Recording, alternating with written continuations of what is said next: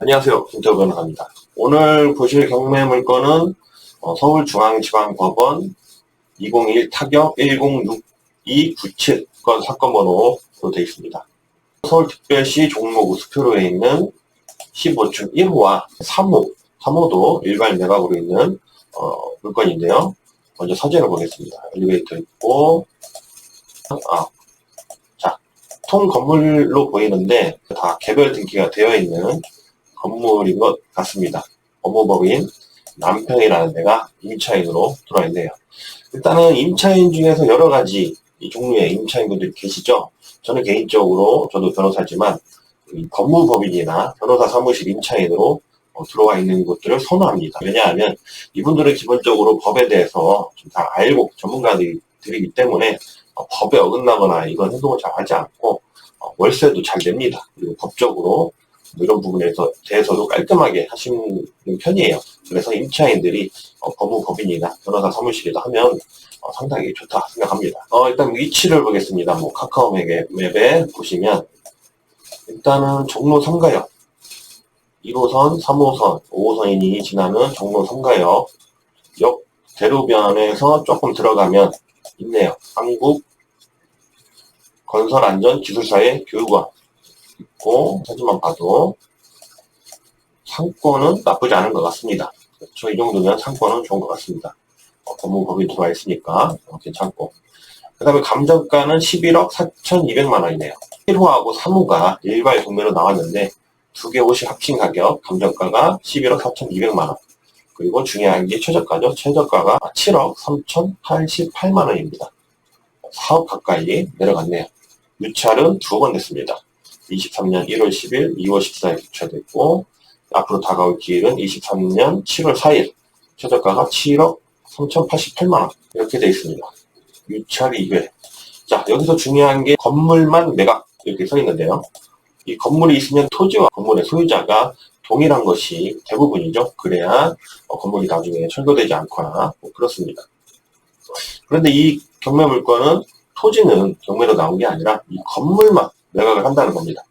그리고 이 건물에 대한 감정가가 11억 4,200만 원이다.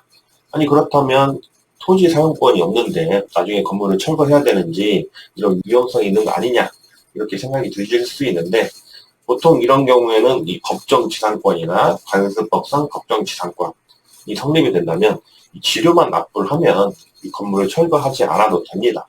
그리고 이 건물의 소유자분들께서 이 토지 소유자한테 지료를 내고 계실 것 같아요.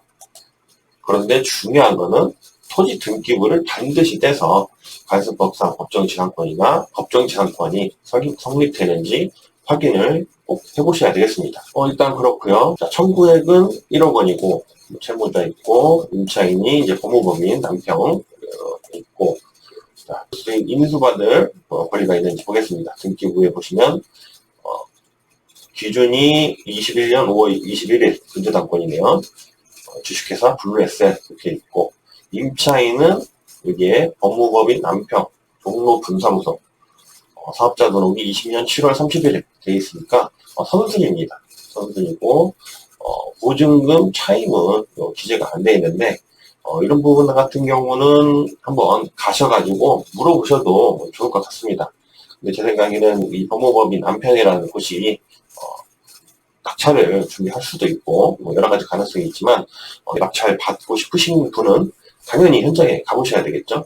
가셔서 인근 공인중개사 사무실이나 아니면 네이버 부동산이나 이런 사이트 아니면 직접 이 법무법인 남평 가셔가지고 물어보셔도 되고 법원에 전화하셔서 물어보셔도 되고 이 보증금 액수를 확인을 하셔야 될 것 같습니다. 인수를 하시게 되기 때문에 그렇죠. 그런데 이 감정가가 지금 11억 4,200만 원인데 최저가대로 낙찰 받는다면 7억 3,088만 원, 거의 4억 가까이 싸게 낙찰 받을 수도 있는 거죠. 그런데 만약 제 생각에는 이 건물의 보증금이 4억 정도는 할까 싶어요. 그 이하로 될 것 같은데 만약에 보증금을 인수하더라도 시세 대비 저렴하게 낙찰을 받으신다면 크게 손해는 아니실 것 같습니다. 그리고 중요한 건 임차인이 배당 요구를 하지 않는다면 임차인은 여기에서 계속 영업을 한다는 거죠. 그리고 법무법인 같은 경우는 저도 잘 알지만 웬만하면 이전을 하지 않습니다.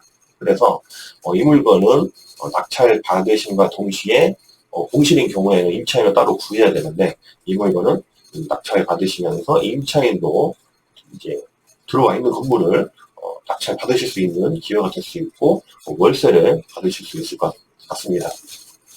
그리고 물론 지료는 내야 되겠지만 지료를 여러 명에서 나눠내기도 하고 크게 부담되지 않는 것 같아요. 만약에 지료가 부담되면 이 건물에는 임차인들이 없겠죠. 그리고 토지주가 건물 철거를 원한다. 그리고 지상권이 성립이 안 된다면 토지주는 이 노른자 땅을 당장 자기가 쓰기 위해서 건물 철거나 이런 청구를 해서 그런 내용이 등기부에 올라가 있을 것입니다. 그런데 그런 게 없는 걸로 봤을 때는 저선적으로 토지를 사용할 수 있는 권리가 있는 것 같고, 지료도 내고 있는 것 같고, 그렇기 때문에 낙찰 받으시는데 크게 문제는 없어 보이는데, 이 부분 참고만 하시고 직접 알아두시는 게 좋죠.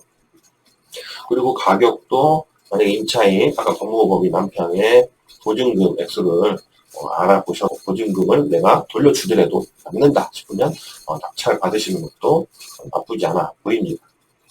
매력적인 것 같습니다. 여건이 되신다면 낙찰 받으셔서 수익을 올려보시는 것도 좋아 보입니다. 대법원 경매 사이트 한번 볼까요? 자, 여기에 청구금액 1억 있고, 목록번호 1번, 2번 있고, 항고 이런 거 없네요. 물건은 두 개인데 일괄 매각, 목록 1, 1호, 15층, 3호 이렇게 되어 있습니다. 그 다음에 기일 내역 보시면 유찰 변경, 문건 송달 내역은 보시면 채무자 쪽에서 이의 신청이나 이런 부분 없네요. 없고 그냥 보정서, 최고서, 매각기일, 결정 통지서, 정상적인 문건 송달 내용만 보이고 있습니다. 지금까지 종로구 스표르에 있는 9일간 드림 팰리스 물건을 봤습니다. 유찰이 2번 됐고 건물만 매각인데 토지 등기부를 확인해서 지상권이 있다면 크게 문제는 없어 보입니다. 지금까지 김태호 변호사였습니다.